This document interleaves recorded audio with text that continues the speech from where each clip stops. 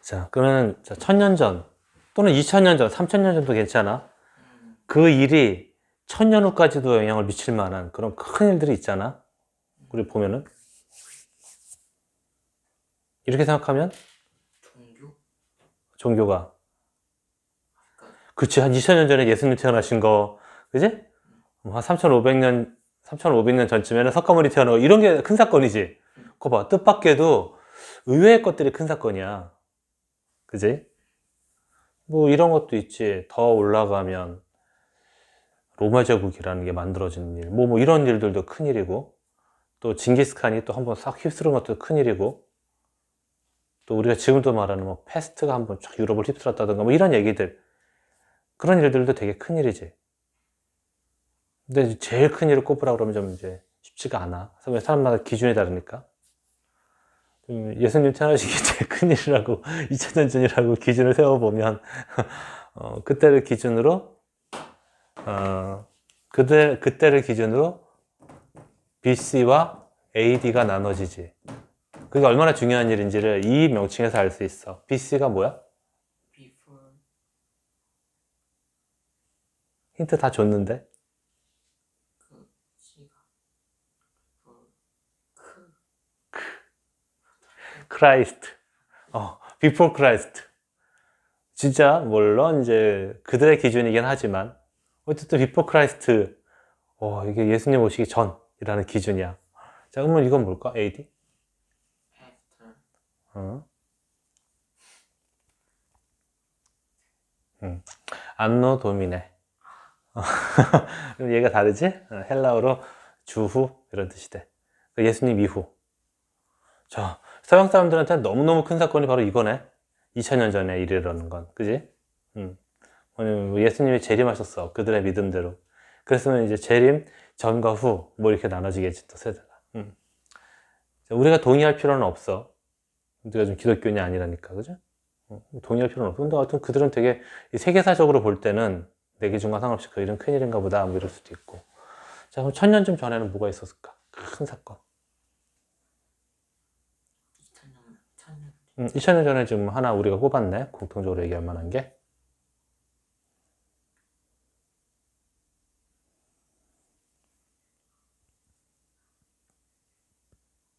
전국.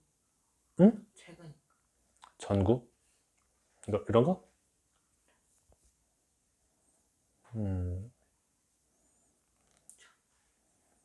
그런 건 다 이제 100년 안짝, 100년, 200년 안짝의 일들이고, 조금 전쯤 없을까?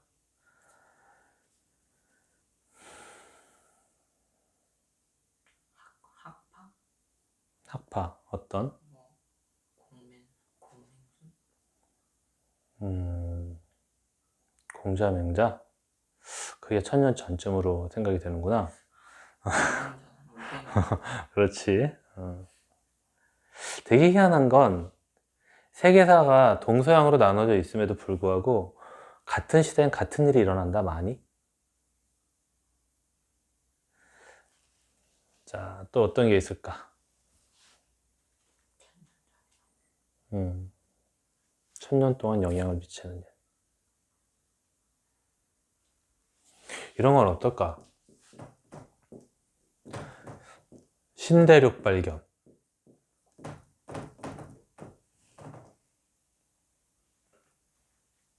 어때? 큰일이지? 지구상의 반이 저쪽 반이 존재하는지를 모르고 서로 살았었어. 서로 이제 그 존재를 알게 되는 거. 큰일 아니냐? 1000년까지는 아니라 500년. 그렇긴 한데 그 정도 급의 일들이 우리가 지난 1000년 동안 있었던 일들 중에서 앞으로의 세대에도 또 우리 시대에도 되게 큰 영향을 미치는 일들. 세계. 세계대전. 그건 이제 요즘 얘기고 이제 요즘 한 100년쯤 벌어진 일들 중에서 앞으로의 오늘부터 100년 전쯤부터서 그러면 앞으로의 1000년 동안 영향을 미칠 만한 그런 제일 큰 일이 뭘까 생각을 해보는 거야. 자, 우리 지난 1000년에서는 나라면 신대륙 발견을 꼽을 것 같아. 그러면 이렇게 되는 거지. 이 신대륙 발견이 가능하게 하려면 지동설이라는 거를 사람들이 인정해야지 가능하지. 그지? 지구가 움직이고 그것이 동그랗다. 지구가 동그랗다라는 것을 안 건 되게 오래됐어. 그리스 철학자들이 막 노력하던 이제 막 그 사람들에게 전하고 그러던 시대에도 지구가 동그랗다는 건 알았었어. 근데 그것이 사람들이 진짜로 믿고 그렇게 활동을 할 정도로까지 영향을 미치진 못했지. 근데 그걸 발견한 학자들은 있었어. 에라토스테네스인가 아마 뭐 그럴걸? 그래서 이렇게 그 당시 어떤 도시와 자기가 살고 있는 도시에 그 막대기 세워가지고 표차를 구해가지고 이게 지구가 동그랗구나를 계산해냈었지. 대단해. 자, 지동설이라던가 또 지구가 동그랗다던가 그 전까지는 이게 지구가 이렇게 딱 절벽이라고 생각을 했었잖아. 이거 무서워서 어떻게 나가? 근데 이제 동그랗다는 걸 알게 되고 또 지구가 움직인다라는 거 이런 어떤 지리상의 어떤 원리들이 변하면서 사람들이 항해를 시작해서 대항해 시대가 열리고 그러면서 물론 돈 또 골라서야 황금, 식민지는 조금 나중이고 황금 또 저런 향신료, 저 에센셜 오일도 향신료에 속해. 후추만 향신료가 아니라 유향이라든가 이런 게 다 그 당시 향신료인 거야. 유향이 프랑킨센스지. 그런 것들이 금보다 비쌌기 때문에. 그 다음에 그 초기 시대에는 양초도 금보다 비쌌어.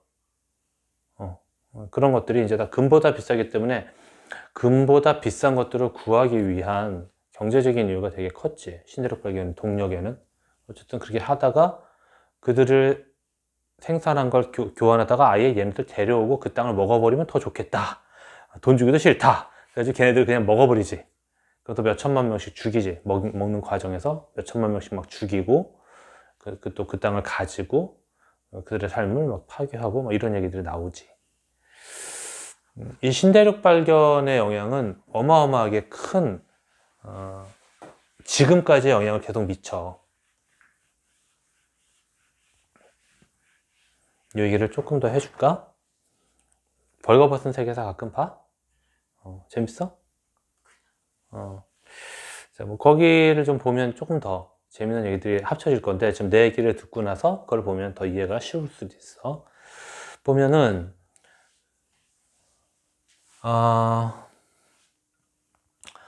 유럽을 중심으로 세계사를 딱 한 번에 끝내줄게. 나는 한 번에 끝내주는 세계사야. 자, 유럽은 아시아보다 못 살았어. 그래서 유럽이 신대륙을 발견했다라는 그 시기보다 훨씬 더 일찍, 훨씬 더 먼 거리를 중국의 배들은 이미 다녔어. 그리고 배의 크기도 훨씬 컸어. 그 선단이라고 그러지. 배들 이렇게 몇 개씩 나눠져 있는 그 단 자체가 중국 배가 훨씬 더 크고 그랬지. 근데 중국은 그런 이렇게 막 신대륙처럼 막 정복하거나 이런 노력을 하지는 않았던 것 같은 게 왜 그러냐면 중화사상이라고 해서 자기네 나라 안에서 모든 게 이루어진다. 이런 믿음이 있어. 중국은.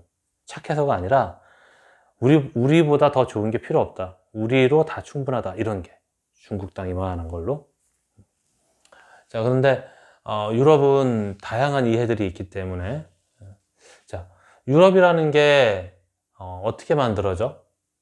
이렇게 일단 로마 시대 이후는 생각하지 말자. 이전을 생각하지 말자고. 근데 뭐 나라도 아니고 다 조금 하니까 이제 로마 제국이 다 통합을 해나가지. 그러면서 그 로마 제국이라는 게 쪼개지기 시작해.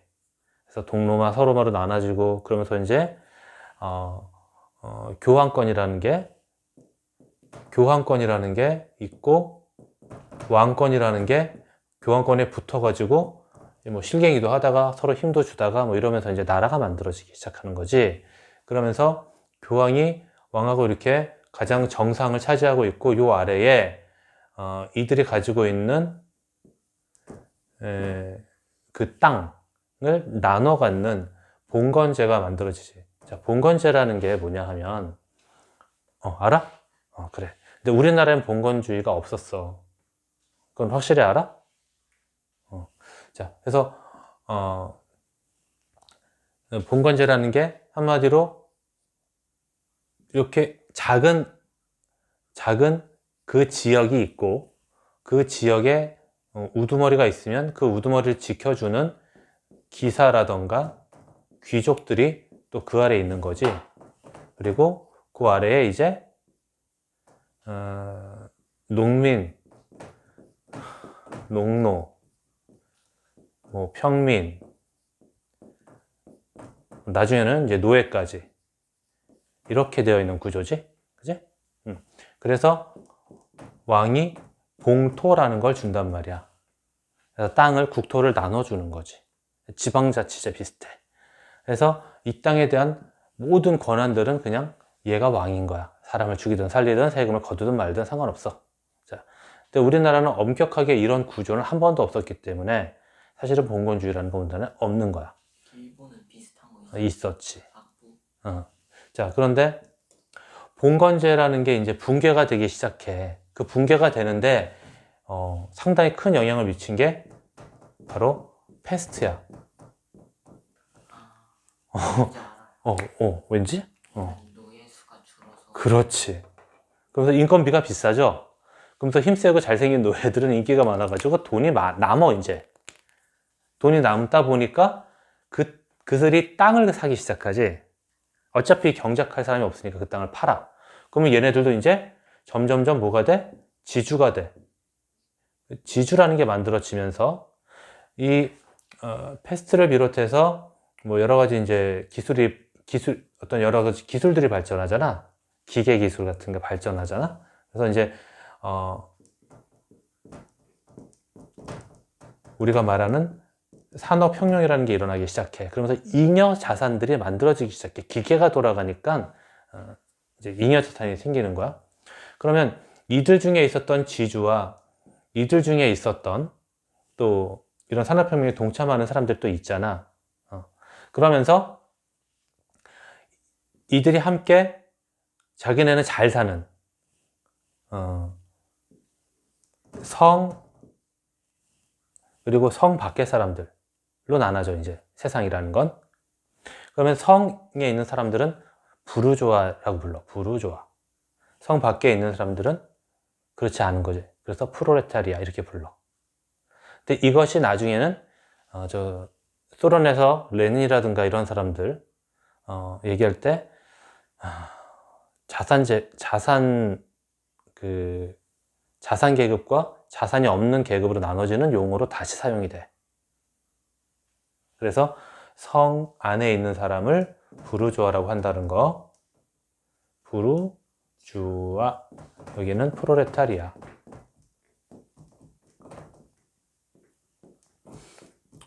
자, 그래서 소련이 외치고 시작했던 게 바로 프로레타리아 혁명인 거지.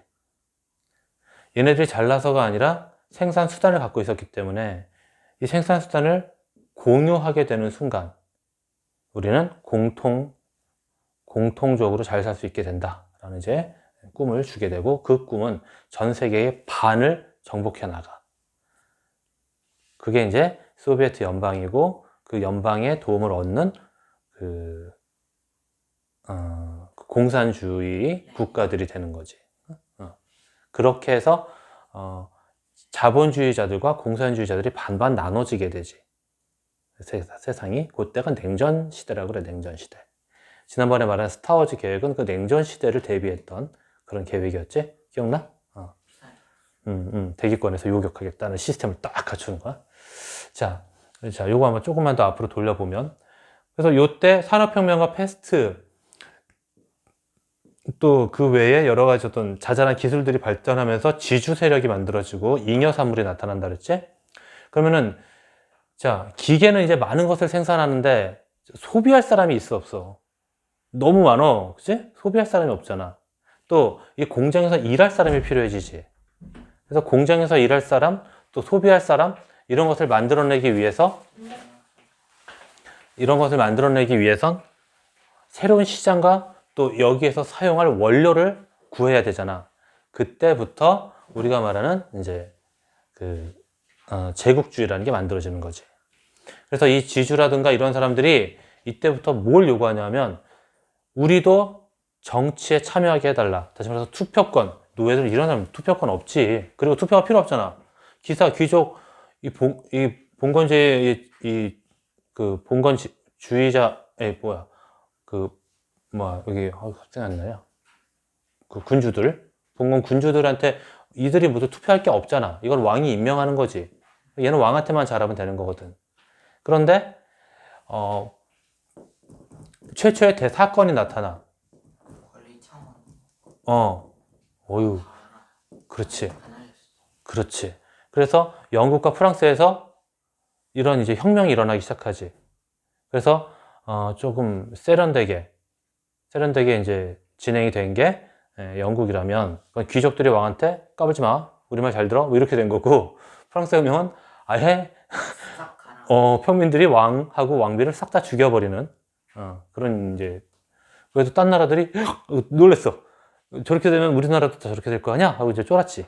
그렇게 되는 이제 대사건이 벌어지게 되면서 점점점 참정권이라고 그래요. 정치에 참여할 수 있는 권한. 참정권이 백성들, 일반인들한테 오기 시작해. 그러면서 이들이 원하는 정치를 펴는 자만이 이 나라를 통치할 수 있다가 되는 거지. 이걸 이제 민주주의라고 하게 되는 거지. 민주주의라는 게 만들어지게 되는데, 이제 민주주의의 원형은 그리스에서 찾게 되는데, 그리스에서는 사실 국민의 그 대표들 한 300명? 뭐 그 정도 사람들이 투표권을 갖고 있는 걸 민주주의라고 했던 거고, 여기서는 조금 더 다르지. 자, 그래서 이들이 참정권을 갖게 되면서, 직접 민주주의, 간접 민주주의. 그렇지. 그래서 의회 민주주의 뭐 이제 이런 걸로 요즘에 나왔지.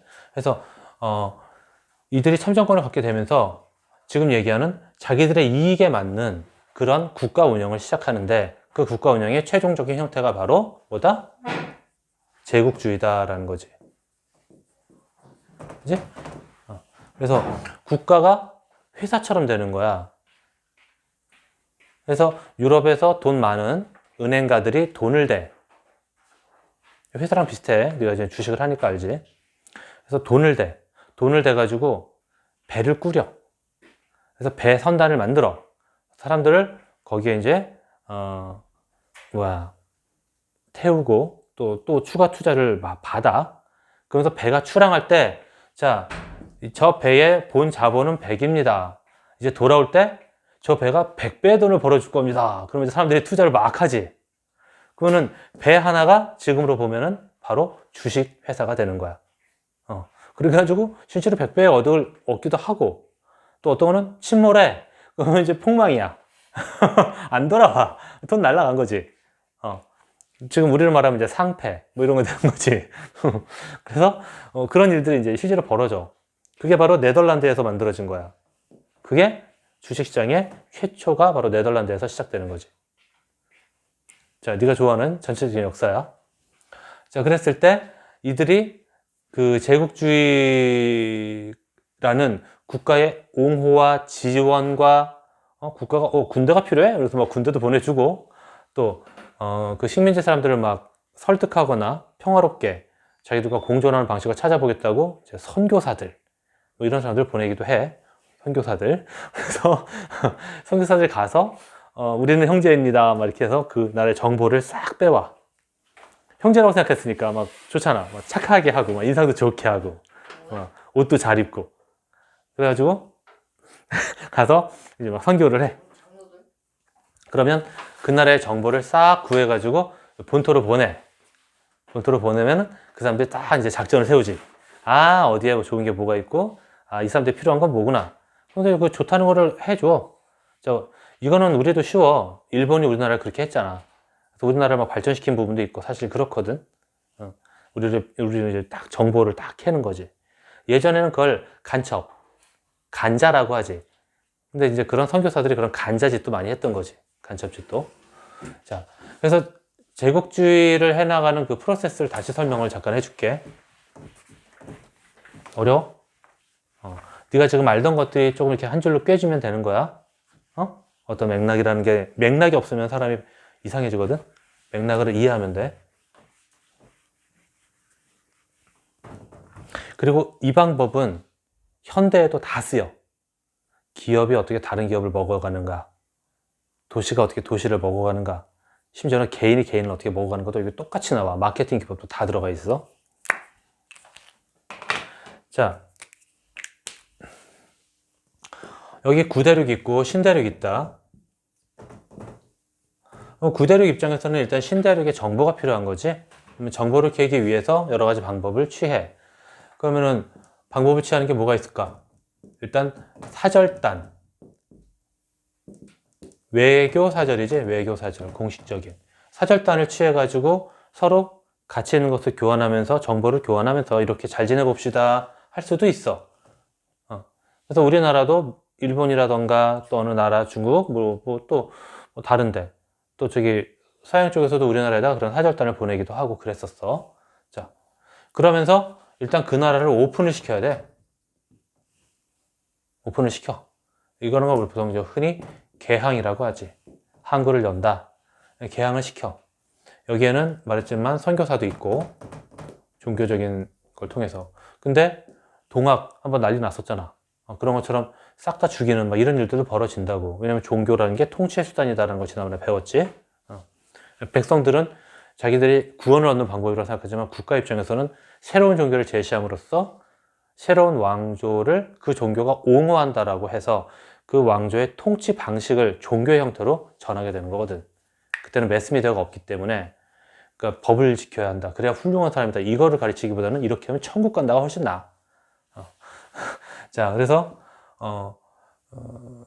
그런데 이게 지금 새로운 선교사가 들어온다는 건 국가 체제를 전복시킬 수 있는 거거든.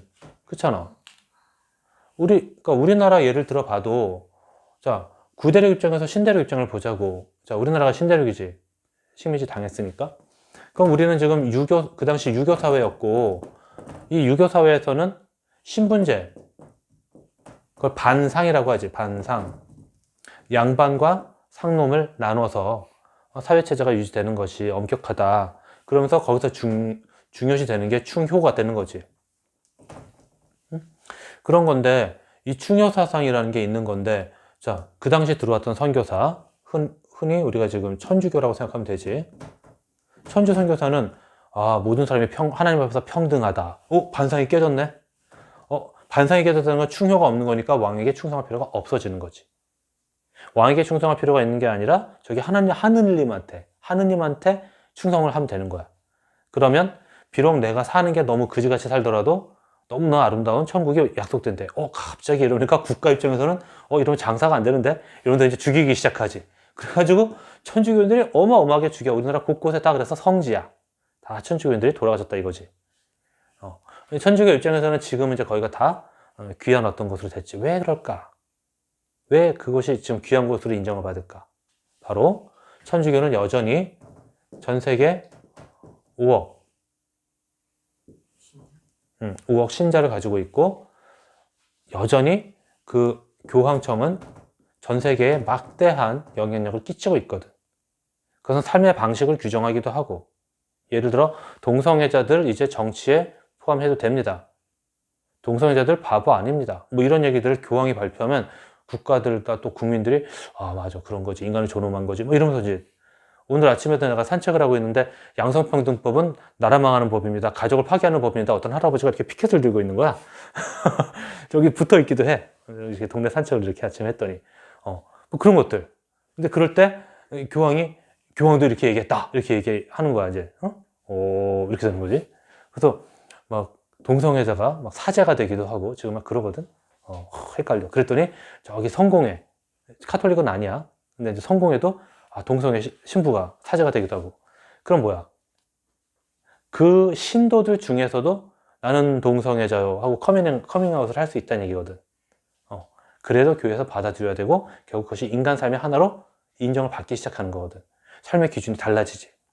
근데 그 기준은 이 종교라는 것은 구체적으로 경제라든가 정치적인 힘을 갖고 있지는 않아. 강제력은 없어. 그럼에도 불구하고 삶에 되게 큰 영향을 미치고 있거든. 5억 명이 그렇게 움직이면 그들의 영향으로 인해서 50억도 그렇게 움직이는 거거든. 왜냐면 이들은 또 어떤 기준이 되고 있잖아. 많은 사람들이 세상에 이건 옳은지 저게 그른지를 몰라. 그래서 네가 매일 질문을 하잖아. 나한테.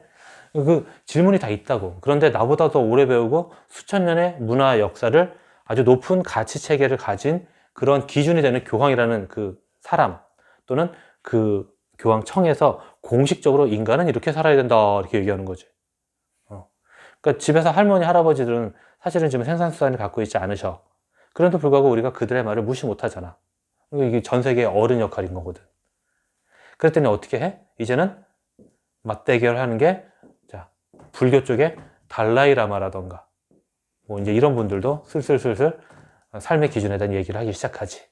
우리나라 그 대통령이 돌아가신 분한테 며칠 전 인사를 했어.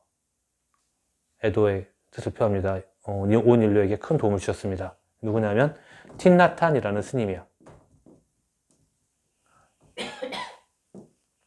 프랑스랑 필리핀 쪽에 커다란 타운을 가지고 사람들한테 영성적인 훈련과 그런 쉼터를 제공했던 분이고, 달라이라마, 틴나탄, 또 우리나라 그 숭산 스님, 그런 분들 해가지고 살아있는 부처다 해서 4대 생불. 거기 우리나라 들어가는 게 놀랍지 않니? 자, 달라이라마가 이제 그 중에 일단 짱 먹지. 제일 유명해. 자, 이분은 되게 정치적이야. 왜냐면 이분의 나라가 망했잖아. 이분 하나로 그 나라의 형태가 유지돼, 지금. 대단하지? 이 종교의 힘이 막대한 거란 말이야. 자, 그러면, 왜 천주 교인들이 그렇게 어마어마하게 핍박을 당했는지 이제 이해가 될 거야. 그러면 이거는 각 나라가 다 당했다는 얘기야. 그렇잖아. 아프리카인들 중에는 여전히 사람을 먹어야 되는 사람들도 있는 거고, 그지? 저기 건조한 티벳이라든가 이런 데서는 부모님이 돌아가셨구나. 그래, 일로 와봐. 부모님이 뭐 이런 데 뚝뚝 칼로 잘라가지고 잘 포를 떠가지고 이렇게 새한테 먹이고 뭐 이렇게 심지어 자기네가 먹기도 하는 그런 부족도 있고 부모님과 나는 하나야 막 이러면서 근데 이제 이 다른 문명인 이 천주교 신도 선교사가 거기 들어가면 이런 야만스러운 이러면서 자기네 삶의 방식을 이제 요구하게 되지. 뭐 사실 걔네 방식도 되게 야만적이었거든 사실은. 지금은 좀 먹고 살만하니까 깨끗한 걸 요구하는 거지. 그런 것들. 그래서 계속 바뀌어. 이들의 기준도 계속 바뀌어. 부모님은 이제 돌아가셨으면 섬기면 안 돼. 돌아가시면 귀신 섬기는 거야. 이렇게 얘기를 했어. 그래서 얼마나 많은 사람들이 죽었게? 지금 와가지고는 부모님은 같이 예배를 통해서 제사를 모시듯이 그렇게 해도 돼. 만약에 초창기에 그랬으면 많이 안 죽었을 거야. 이게 항상 그 규율이라든가 윤리라든가 또 정의는 시대의 장소에 따라서 이게 변하거든. 가장 본질적인 가치. 인간이 어떤 존재냐. 우주가 무엇이냐라는 그런 원리에 대한 규명이 있었던 사람들은 그런 것에 좀 덜 흔들릴 수 있었을 것이고, 알아도 자기가 둘러싸여 있는 그 환경과 구조에서 벗어나지 못했다면 또 그걸 받아들였을 것이고, 다 그런 거지. 근데 세상은, 자, 천주교 선교사들이 그래서 전 세계를 다닐 수 있었던 이유는 뭐야? 거듭말하지만 힘이 있었기 때문이야. 그래서 얘를 죽이면, 불란서 선교사를 죽였어? 그러면 불란서 군대가 와. 오씨, 세다. 이렇게 되는 거지. 마치 학교에서 누구 때리면 뒤에서 이렇게 백 써주는 애들이 몰려오는 거랑 같아. 그러니까 믿거라 하고 막 나오는 거지 막. 또 뭐 걔네 통해서 필요한 것도 좀 주고. 우리 그런 거 있지? 선교사들 뭐 이렇게 지도라던가 뭐 망원경이라던가 뭔가 사람들이 좀 혹할 만한 거. 기독교도 마찬가지잖아. 저기 세브란스 병원 같은 거 기독교 선교사가 지은 거거든. 뭔가 좋잖아. 좋아 보이잖아. 이런 것들을 함께 사탕을 입힌다고. 속에 약이 있고 또는 그 속에 송곳이 있어도 사탕을 입힌다고. 자, 항상 그렇게 해서 구대륙은 신대륙을 일단 확실하게 자기들 손아귀에 정보를 가지게 있게 돼. 백성들의 스타일도 알게 되고 자원도 알게 되고 어떤 식의 니즈가 있다. 우리가 어떻게 공략하면 되는 거고 저 사람들, 저 나라들을 어떻게 우리가 영구적으로 먹을 수 있다. 이런 계획들을 착 플랜을 세워가지고 그때부터 이제 일단 오픈을 시키지. 평화적으로 시도를 하다가 안 되면 대포를 갖다 대고 오픈을 시켜. 그래가지고 일단 상업적인 거래를 먼저 하지. 상업적인 거래인데 됐어. 우리는 그런 거 필요 없어. 우리나라 게 더 좋아. 니네 거 필요 없어. 대표적인 나라가 누구야? 중국이지. 그랬더니 이게 진짜 좋네. 쟤네 나라 게. 어떡하지? 고민이 시작됐어. 그래가지고 쟤네들 아예 망가뜨려 버리자. 좋은 거 나쁜 것도 구분도 못하게 아예 미쳐버리게 만들자 해가지고 걔네들 다 싹 다 미치게 했어. 영국이. 그렇지. 그게 구대륙이야. 중국은 되게 중심이 뚜렷한 나라라니까. 그리고 자존심도 있고 실제로 다른 나라가 없어도 먹고 살아. 충분히 그 안에서. 방법이 그런 식으로밖에 없는 거지. 양아치 개새끼들이지. 그래서 깨끗한 적은 어마어마해.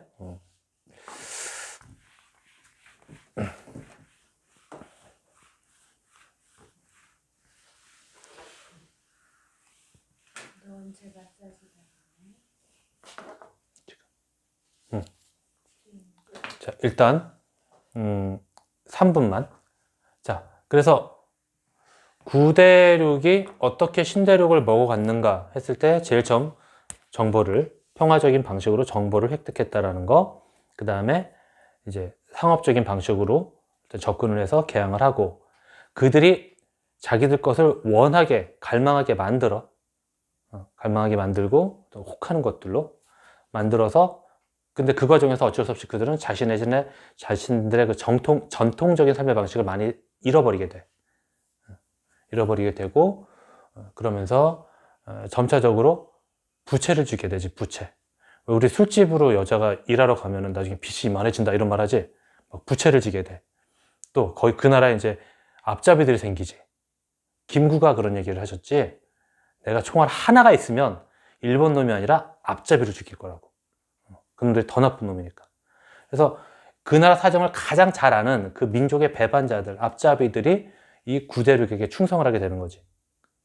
그러면서 슬픈 건 뭐냐면 세계사적인 흐름 속에서 결국에 얘네들이 식민지로 100년, 뭐 200년 이제 구대륙을 통치한 다음에 얘네들이 물러났단 말이야.